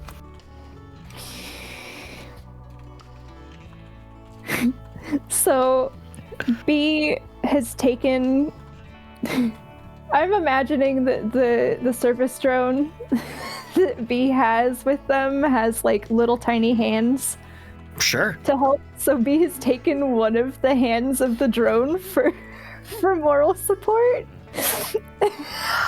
Holding it while it's hovering. I love it. He's walking up to the security guards as confidently and as like swaggeringly and as like svelte as possible. And just goes, "Hi, folks. How are we tonight?" So these two security guards, they are big, towering over you giants of figures. Well, they're friend-shaped then. Very aggressively male presenting, super muscular, like poured into a business suit kind of body. They're both wearing incredibly dark sunglasses. One of them doesn't even acknowledge you. The other one, exactly like you're doing now, just tips down, barely looking over the rim of their glasses. You're not allowed to be here. Hi! I actually was asked to bring these bottles. Up to Jackal? I don't think so. It's to celebrate their sponsorship of tonight.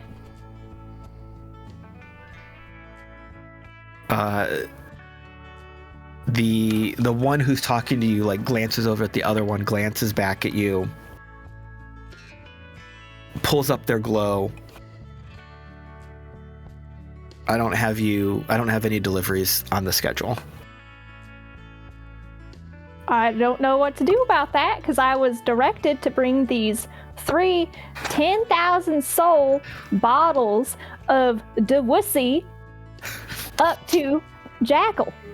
Dewussy. And we know it's actual premium Dewussy because of the fractals on the bottles.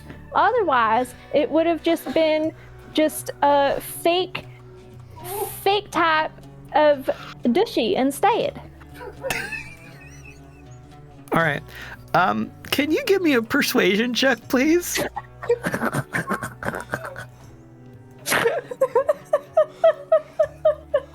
Yeah, I could do that.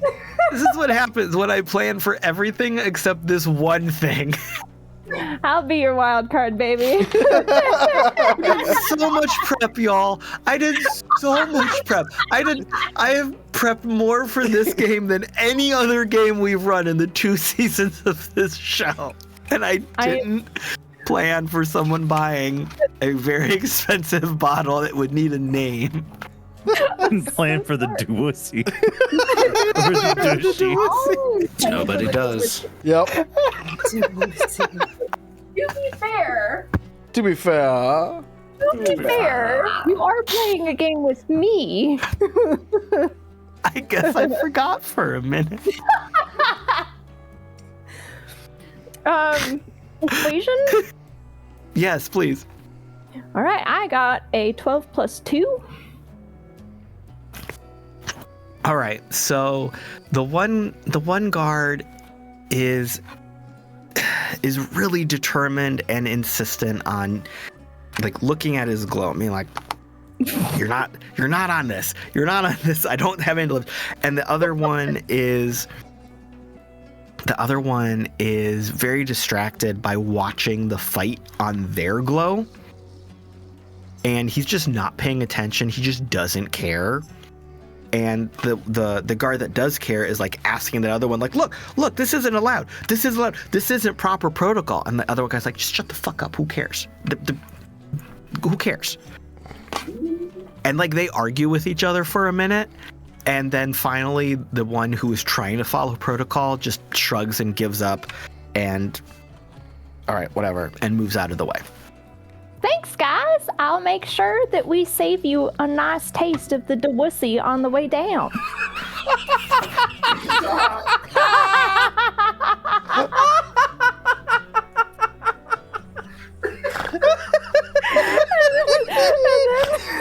He's gonna take the drone up the stairs and do the double finger guns at both of the back of their heads, like, yeah.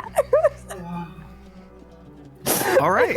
So B is heading towards the stairs with the drone and the double finger guns. Let's cut back to Dog and Drall. What are the two of you doing? Pass. Message. God. Message. Apparently, B got into VIP. What? Yeah, apparently. Gonna message you back. How do we get there? Question mark, question mark, question mark, question mark, question mark. I don't know how we're supposed to get there, though. You're gonna get a really hasty text message back, and it's fat fingered, and it's gonna be like, "Get your own Dewussy, LOL. Get up here, help." Dewussy? What the fuck's a Dewussy? Help! I've never been asked to help with a Dewussy. I think she meant. What does that mean? Sir, do you know what a Dewussy is? Leans over and asks the attendant. I'm sorry, what? Do you know what Dewussy is? The alcohol? Oh, of course, it's alcohol. That's available for purchase at any of our fine serving locations. Oh, wow. You know what? You just do it all, don't you? Appreciate it. And she gives him, 20 souls. Kindness is appreciated. Your tolerance is appreciated, finger guns. So we're going to go over and get... We need to get some Dewussy, Dog, apparently. What do we do with it? Question mark. Question mark. You can do a lot with it. No, that's not... No, oh my god. What? I meant she said get your own Dewussy, but I don't know. It's Mox. Okay, so and she reaches forward ever so slightly. What? I love that for you. Thank you. Maybe PB will show you his Dewussy sometime. I'm hoping that that's in the cards for me. I hope so too. Actually, Dewussy is apparently an alcohol that can be purchased here. So either B has gone on a bender or there's a plan. They bottle it? Hope they put it in a bottle, it sounds like. Okay. Or maybe it's a cup. I don't know. You gotta put it in a thing though, right? You'd think so. City people. They don't got shit all over their floor. It's a nice place. No, I got other stuff on the floor. Okay. So we gotta buy this Dewussy. Messaging B in all caps. B! What do I need the Dewussy for?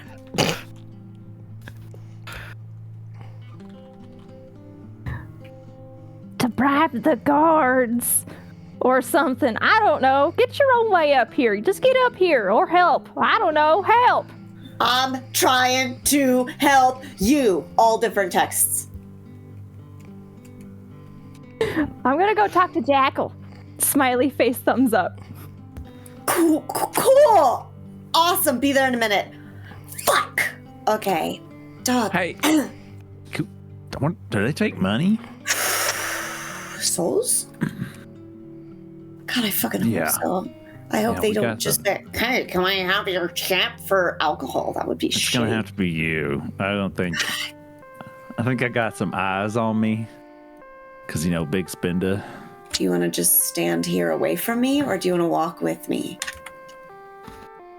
You know what? And she just turns and walks over to the bar. Yeah, you go ahead. That's probably good. I am gonna stay here and watch this wonderful fight. Look at this underdog. She messages you. Wow. Look at this underdog. Better. And she goes over to the bar. Can I have whatever the appropriate amount of Dewussy is? The bartender asks how many bottles you would like. Oh, they're bottles. 3 seem reasonable as an offering for a group.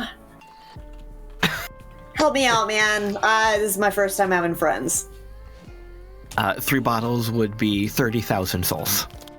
Oh, yeah. If you could scan your chip here for the purchase. Actually, we're in from out of town, but we have a lot of souls. We're just workers, so we weren't given a chip. Weirdly. Well, we could process a secure glow transaction for a 30% surcharge. Or I can just give you it in just souls physical and also give you souls additionally for the trouble that it has cost you.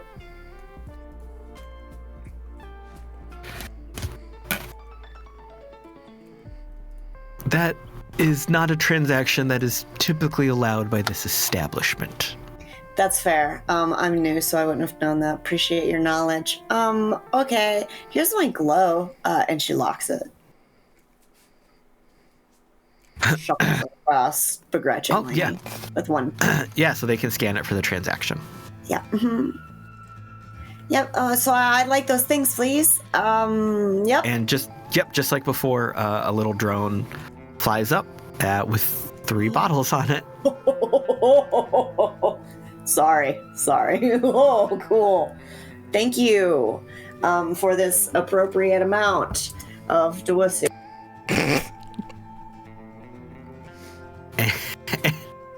And are you gonna try to head upstairs to the VIP as well? Yes. She's going to sit one of the bottles down and wait, do you keep my glow?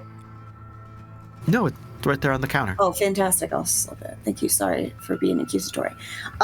She's going to grab her glow with the one hand before she picks up the 3rd bottle.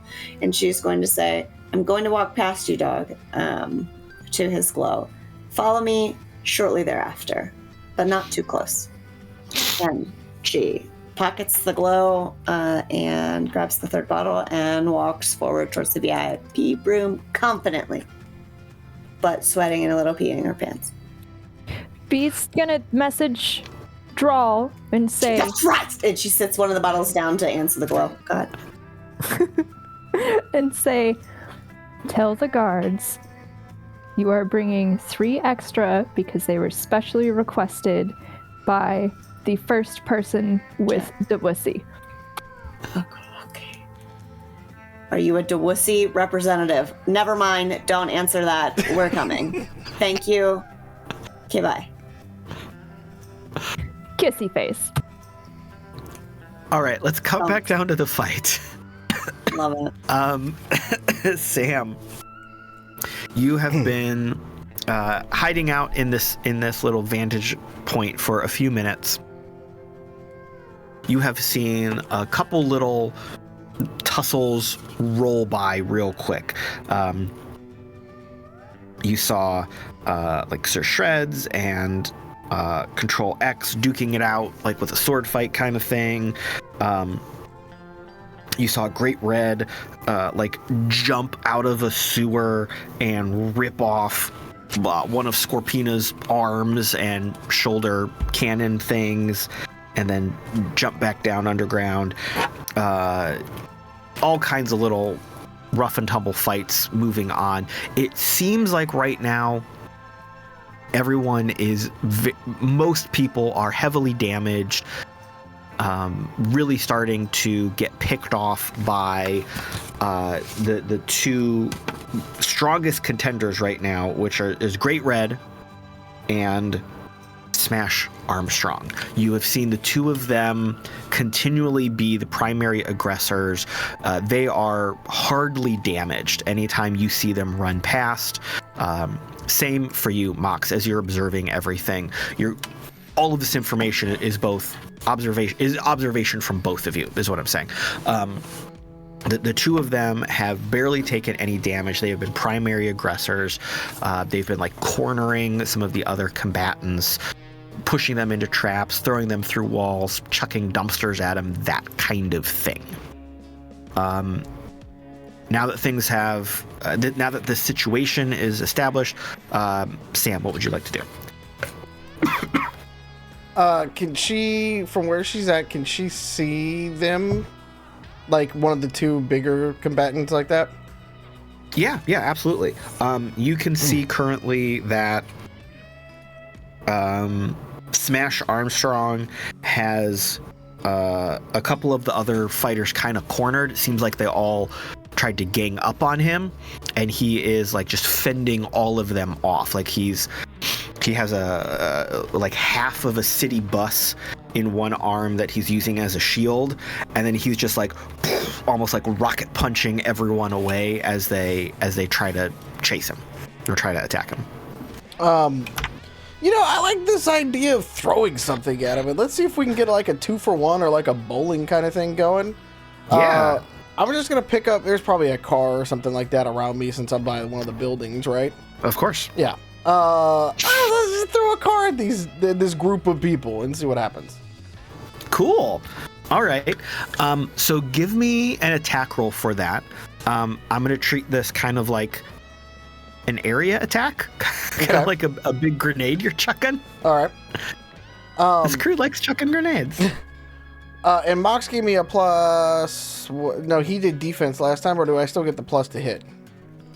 He did defense last time, but I guess the attack bonus goes away. Yeah, because we had used that on a previous one. Okay. Yeah, fuck. That's a 6. Okay. So here's what we're gonna do. We're just gonna get some people's attention. Fuck it. So two things happen. One, exactly that. Because, two, you chucked a car, it clipped over Smash Armstrong's shoulder, kind of knocking the half a bus it was holding sideways, so it kind of, tipped him over a little bit. The car careens into a building. It doesn't hit any of the other combatants, but it does explode in a massive fireball, which of course the crowd and the announcers like a lot. There is some residual damage as rubble and big giant chunks of concrete and flaming metal hit some of the other fighters. But now all of them are aware of you there. Specifically, Smash Armstrong sees you there. He is going to drop the bus that he was holding and charge you. Cool. We're gonna disappear back into the building. So we're now getting into close quarters combat. Okay. We're gonna make it. We're gonna make it harder for him to hit us. Okay. So you kind of fade into the darkness of the building. Smash Armstrong just like shoulder checks the entire wall, crashing it down as it doesn't take the whole building down, but he Kool-Aid Man's through the door, through the wall, and he's chasing you down. Mox, as this is happening, what kind of feedback and advice are you providing for Sam here? So, Sam is currently being charged by the Kool-Aid Man, as you said. I'm going to look around for anything that Sam might be able to use to enhance her punching, use as a weapon, wrap around a fist, anything or throw, rocket launcher, anything that could be of assistance in this potential upcoming fight. Okay, perfect. Give me a d20 plus 5. 17. Cool. That is going to give you just a +1 for your bonuses here to your pool. You see that this building, unfortunately, is stripped pretty bare. It's like think of an old office building, like cubicle farm kind of thing. There's nothing that is like a great weapon to use, but there is some cover that can be found in some of the offices. And this is Smash Armstrong, right? Yes. So he is currently Kool-Aided Man through the wall as Sam has faded into the darkness of this. Can I have, probably not have had time at this point to have observed anything about Smash Armstrong. So instead, Mox is just... Oh, maybe. Oh, hold on. What did you want to try to... Like, how is this mech brutishly built in that it is all strength and no agility? Okay. Trying to analyze the design a little bit. Okay. Give me an engineering check.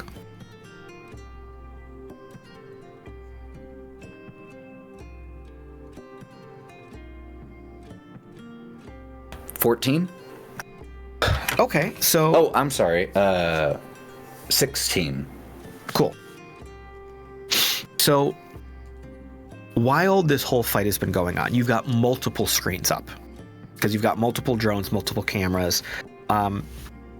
You're also able to do, like the old N64 cheat where you're not looking at other people's screens. Because all of the other fighters and their coaches are all in the same like long hallway room that you're in. So it's not too hard to just look over and be like, oh, what are they doing? Oh, what are they doing? Oh, I see their specs over there. You know, you're an observant guy. So you're able to figure out and piece together Smash Armstrong, very much kind of like silverback gorilla kind of build. Hunches over when it runs. When he's charging, you've seen him a couple times, like almost like four-legged run across the battlefield and like shoulder check a car into another rover, right? He plays up picking up things and like the big piston punch. So his forearms are like incredibly oversized. Think like mega-sized Hellboy arms, but like both of them kind of thing. Them, if you run, he'll probably chafe you. Either have him smash into something that he can't smash through, or change angles very quick. I don't think he has good stopping ability. Okay. And you can hear just like, hurry. What she's gonna do, based on this information that Mox gives, and kind of the overview of it, is there like a pole or like a column or something like that? She's got an idea. Yeah, absolutely. So on one side of this building, it was very much the like decorative entrance kind of thing. And it had a bunch of columns on archways. Beautiful. She's going to take the scythe. And she's going to run. As she's running away, because this guy's like, I'm the juggernaut, bitch. Right. And so she's going to hook the scythe around one of the poles and use it kind of like a stripper pole. And ring around the Rosie and try to kind of clip into its legs, but coming at it from the side. So we can trip it and get it down. I see. Okay, so I am going to have you make, we'll call it an attack roll. Mm-hmm. But I'm going to give you a bonus kind of based on that tactical plan. So tell me what you got for your roll. I don't need a bonus. Kid you not. Did you do it again? I did it again. Did you get that nat 20? Uh-huh. Between Maddie and the dice witch that blessed these, it's amazing. I'm just coming where we need it the most right now. On top of the incredibly poor roll, that he got for this opposed check. So yeah, this is going to work out exactly like you want it to. So tell me, like describe this end result here. It plays out exactly like you want. Whatever result you're going for is going to happen. So what she's trying to do is she's going to get him on the ground with this. So she does ring around the pole with that, and she's going to use that. Gives a lot of like centrifugal force that she can pull back and take out the legs again. So she can kind of get on top with the scythe, and she's going for the head basically. She's going to try to pop that off. Perfect. Give me another just damage roll at this point.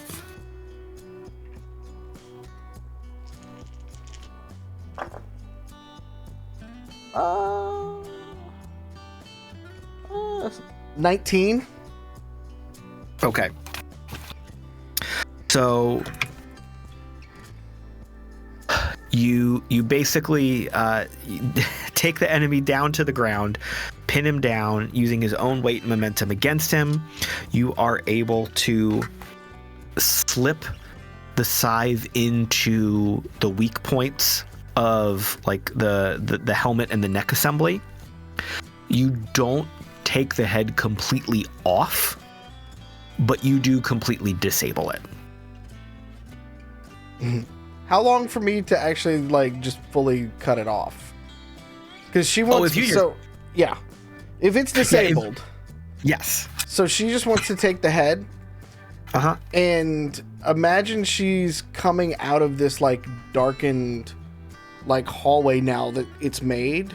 Yes. And just like slow kind of and just kind of like dragging the scythe behind her. And then she's just gonna chuck the head of the fucking world champion basically out into the middle of the arena and just kind of sit there for a second and just kind of like make sure the crowd sees it all. So this is very much the moment where like in the Speed Racer movie where they're like, oh, we don't know who's coming out of the canyon next kind of thing. Like they didn't know how the fight ended after you both went into the building. Oh, we see movement. The victor must be making their way out. And it's just that moment of silence as everyone sees it's you. And you chuck this head into the open, and then the crowd erupts.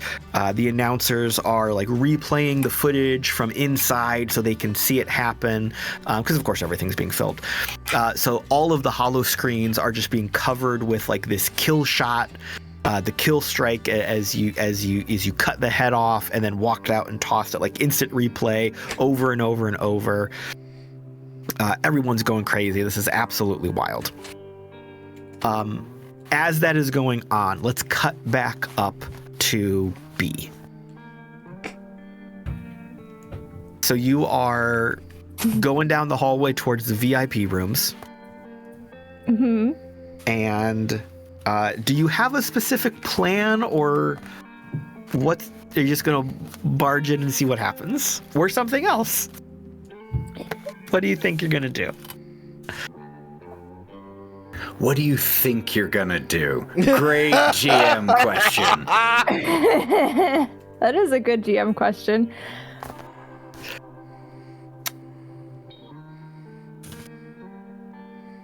So,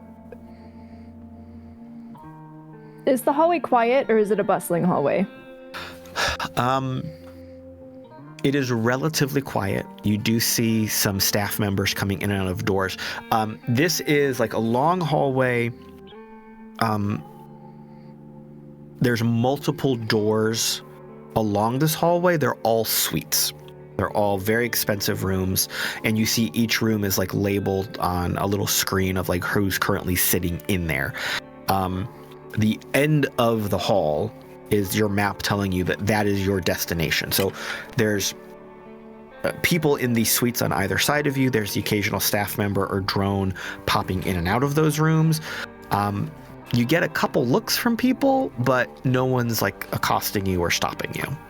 Okay, so because I've gotten past the guards, I'm basically kind of just chill to chill at this point. That's what it seems like. Okay. B is going to take a second and kind of the quietness of the hallway. They're going to wipe their sweaty ass palms on their pants. And they're going to start looking at name tags on the doors to see if they recognize any of the names before they go and try to talk to Jackal. And also to buy a little bit of time in case Drall and Dog can get up there with them.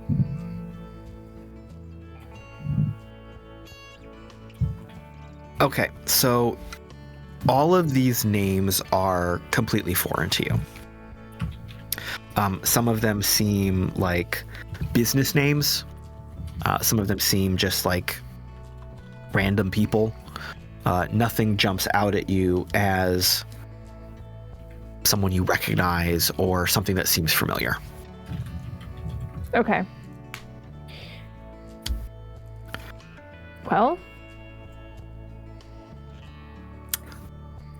B is gonna straighten up, square their shoulders, grab the drone's hand again, and gently but confidently bust open to the door to the VIP suite. Not in a, watch out everybody, you're gonna get shot, or saloon door kind of bust open, but more of a, I'm here everybody and I'm ready to party. Okay. I'm gonna cut away from that for a moment and just let that hang. Drall. So you had bought the liquor. You were heading upstairs. Dog, were you following after her? Or are you going to stay where you were and bet some more? Or no, my ass was told to stay down here and watch the fight. I don't imagine I could get... They're up there. Okay, cool. Drall. So you are heading... like I described before, your glow gives you a little map of where you're supposed to go.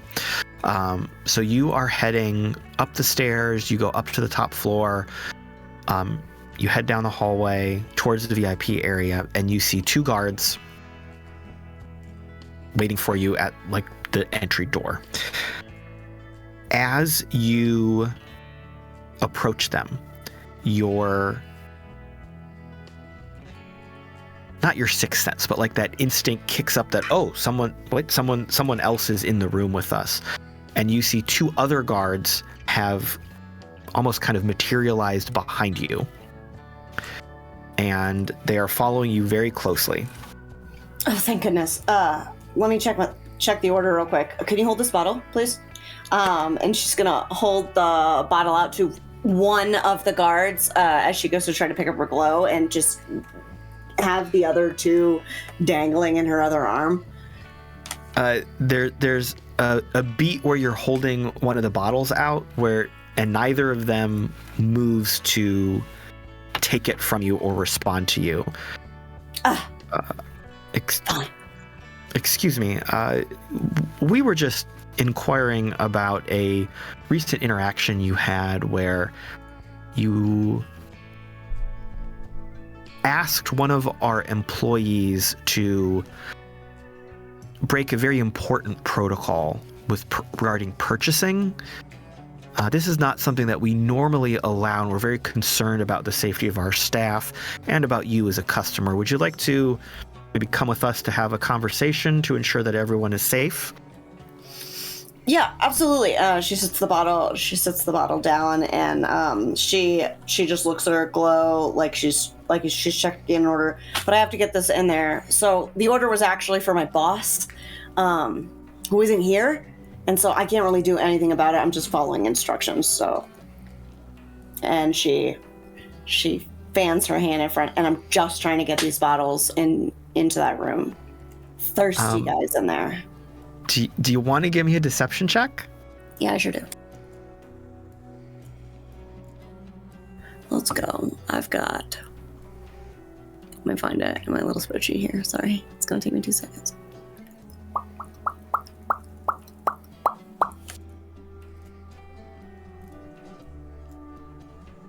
Deceit?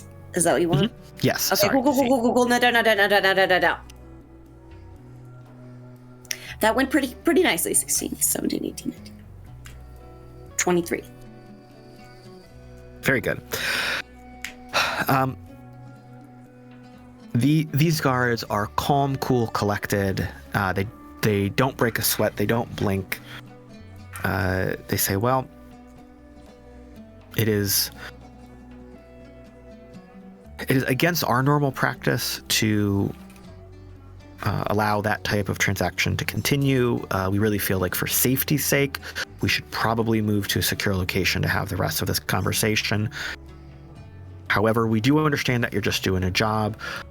For everyone involved, we will accompany you, make sure this job is completed, and then we can continue our conversation elsewhere.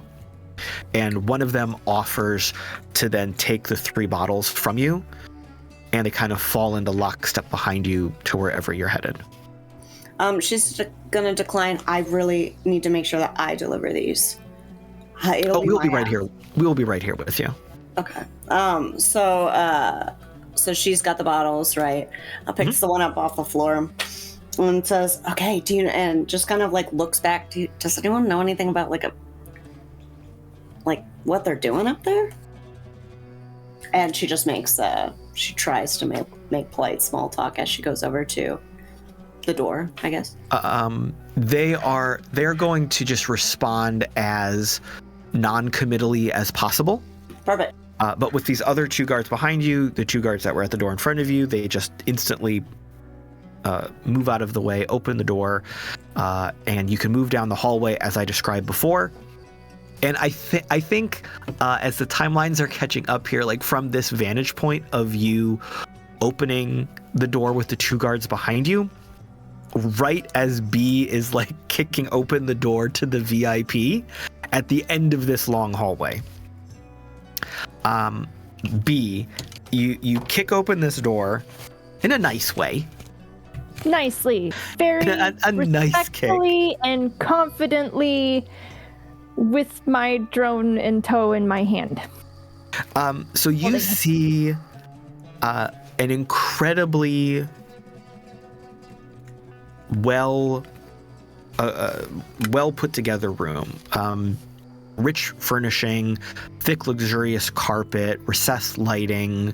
It's very dark. It's very calm and cool. This is the this is the room you were looking at when you were looking up at the Jackal earlier. So this is like the back of that room. For a split second, you see out through this room to the balcony, you see that the Jackal is still leaning on the railing, watching the fight down below. Out of the corner of your eye on the balcony, you see the chaise lounge that Frederic is stretched out on. You take this in a split second, and then you are immediately distracted by 5 very large 4-legged drones. They appear to be canine in nature. Oh no. Melting out of the shadows and charging towards you.